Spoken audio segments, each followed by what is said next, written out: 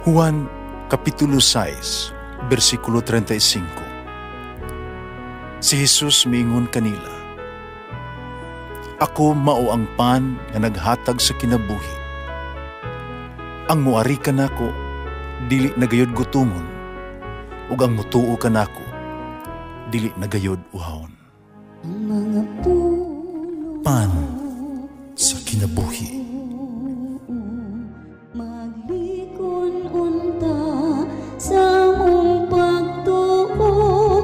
Gagakakabi sa pagtuman sa imong mahal nga kasuguan.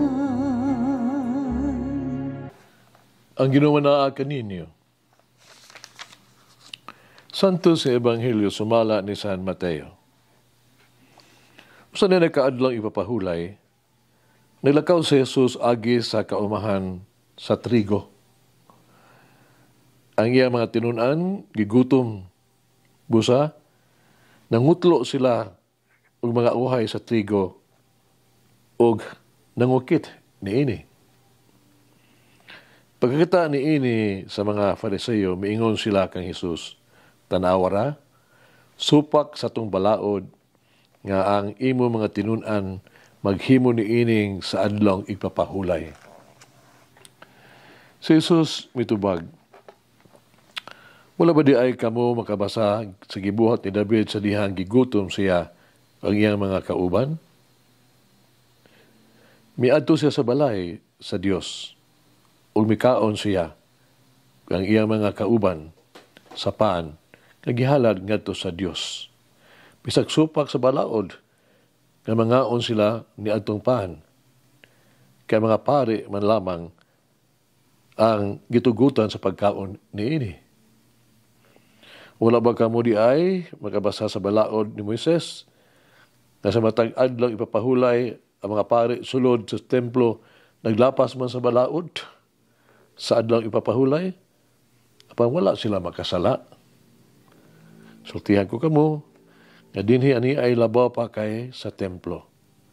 Kung kamo nakasabot pa lamang sa kahulugan ni ining bahinas kasulatan nga nag-ingon, dili ako gusto mga balaod o halad nga mananap, kundili kaluoy. Dili unta ninyo pakasadon ang mga tao na walay sala.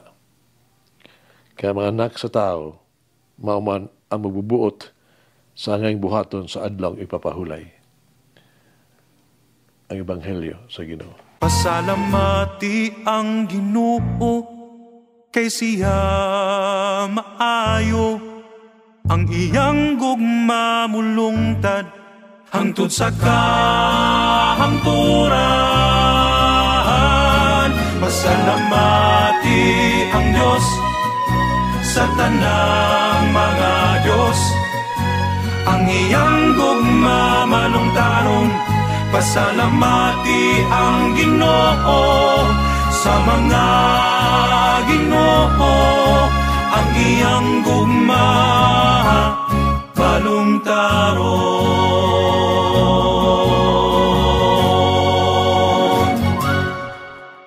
I desire mercy, not sacrifice. Gusto ni Jesus nga balaod sa adlaw ipapahulay. Sabat day, hubaron uban sa gugma o kaluoy. Ang adlaw ipapahulay, nagahulagway mo gani sa pagpahulay sa atong Ginoo human niya buhata ang tanan, all of creation. Siya may pahulay sa kapito kaadlaw gikan sa tanang buhat nga iyang nahimo, Genesis chapter 2 verse 2. Ang pagbantay sa adlaw ipapahulay, ingon nga kapahulayan sa Dios gikan sa buhat niya sa tanang mga linalang. Nahimong usa ka, bitaw tog handumanan ug sugo alang sa mga Hudiyo sa Ebanghelyo karong adlaw. Ang pila ka mga Pariseo misaway nga mga tinunan ni Jesus milapas sa pahulay sa adlaw ipapahulay. So sa paagiha, kinitungod kay ang mga disupulugod, igutom, o misugod sila og pangutlo, no, sa mga lugas sa uhay diha sa mga tanom. Ya kinisupak man sa balaod. Exodus chapter 34 verse 21.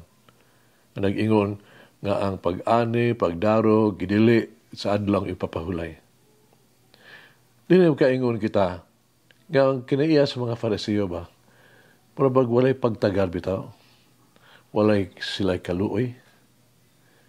Kulang sila sa pagsabot nga ang panginahanglan sa tawhanong kagutom sa mga disipulo. Dinhi ang mga Fariseo nangatarungan. Pabiyai sila nga gutom. Ang balaod mas importante kaysa ilahang kagutom. Usa mga reaksyon ni Jesus. Ipalumduman ni Jesus ang kasinatian ni David, ang gibuhat ni David. Dinhi si David miadto sa balay sa Dios, mikuha sa pan nga halad, kang pari lamang mo ay kitugutan ito balaod nga magkakaon ni ini o iyang gibahin-bahin ni ini sa iyang mga kauban harong kanon. Si Jesus nagtudlo nga ang sentido komon kinahanglan ng patigbabaw. Kinahanglan walay tao nga sirado kaayo guna-guna. Dili kinahanglan kaitang istrikto jud kaayo. Ang usa kinahanglan nga flexible. Ang pagkinahanglan sa tao, unahon kay sa regulasyon. Ang gugmang putli kinahanglan kaysa pagtuma sa seremonyas o protocol o mga kalihukan. Kaya ang mga lagda o mga regulasyon, gihimo ba ni, halos pag-alagad sa panginahanglan sa tao. Halos papauswag sa kaayuhan sa mga tao. Tinunta nila kini gitawag itong mahimong babag, no? Maparalyze. Ang tuang call, tawag na ito hagis pahigumaay sa pag-atiman, pagpaampit sa isig usa. Wala ito ilagda, makapugong ka nato sa pagtabang. Wala regulasyon na kinahanglan, pagpugong ka nato sa pag-uswag, no? Halos mapalambo ang kinabuhi sa tao. Alang kang Jesus, ang adlaw ipapahulay, kinahanglan magsilbi sa pagpauswag sa kinabuhi sa tao. Ang adlaw ipapahulay, kinahanglan makatampo sa paghimo sa kinabuhi sa tao nga mas bubungahon o magkahuluganon. Kinahanglan nga maghimo sa kinabuhi sa tao nga mas madambuon malagaron.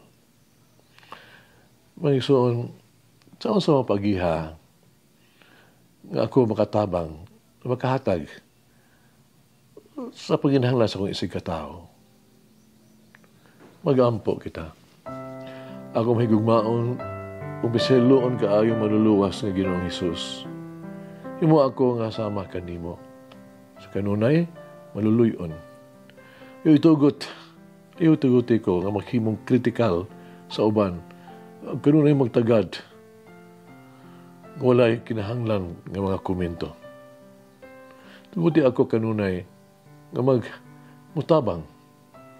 Tuguti ako nga dili lamang ako maghimog mga saad. Tuguti ako sa paghatag o dili lamang sa ako ang kaugalingon. Tuguti ako sa pagpakigbahin o dili lamang sa pagdawat. Tuguti ako nga mag-alagad o dili sa pagpangitag ito pagpasangil, dances.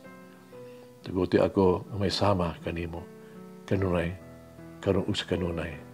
Amen.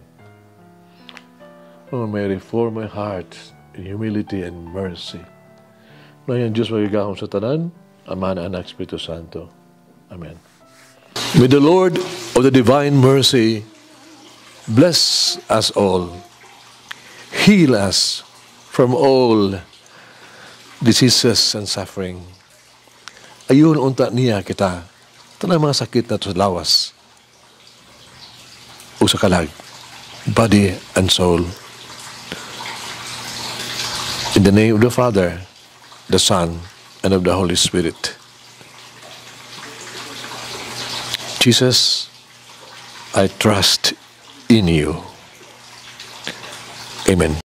Whoever eats The bread of life will never hunger, says the Lord.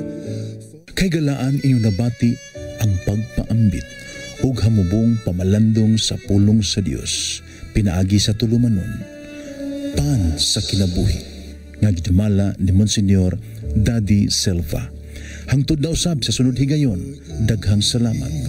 The bread of life